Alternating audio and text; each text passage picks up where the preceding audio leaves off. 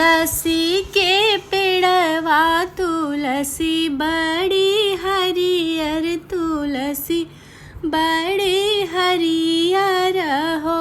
तुलसी जब मोरे होई है लालनवा पियरी चढ़ऊ बई पियरी चढ़ऊ बई हो।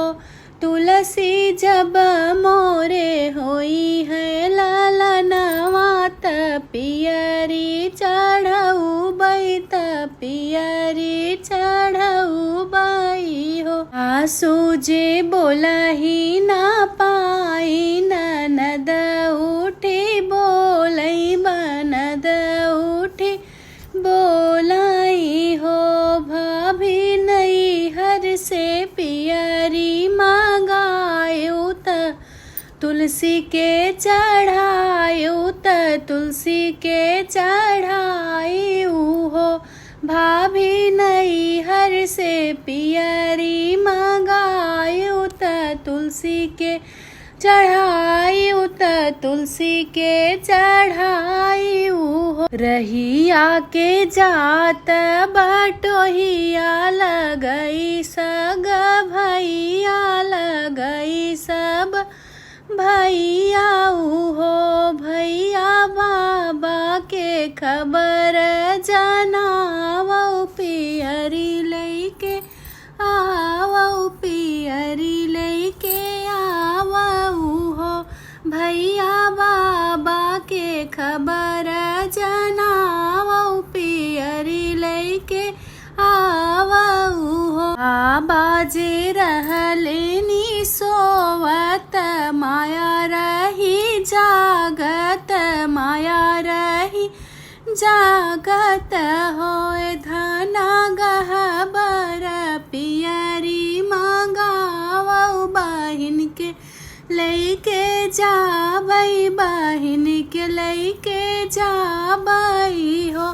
धना गहबर पियरी मांगावो बहिन के लैके जाबई हो।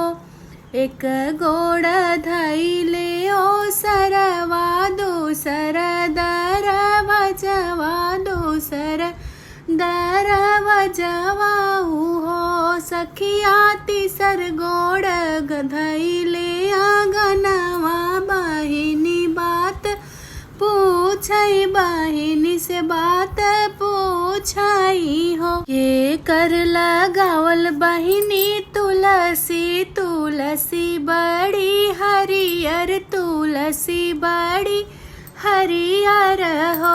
बहिनी के कर हई लालनवा गनवा बीच खेलाई गनवा बीच खेलाई हो।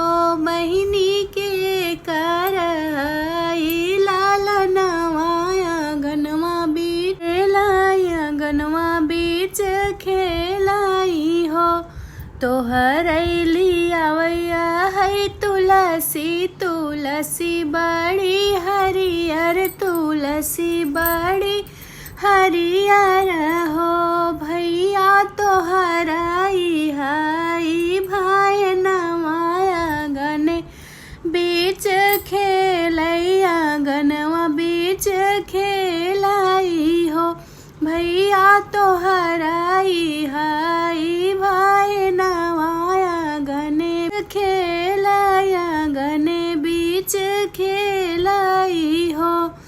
आंगने में तुलसी के पेड़वा तुलसी बड़ी हरियर तुलसी बड़ी हरियर हो। तुलसी आज मोरे भय है लालनवा पियरी चढ़ऊ बई पियरी चढ़ऊ बई हो।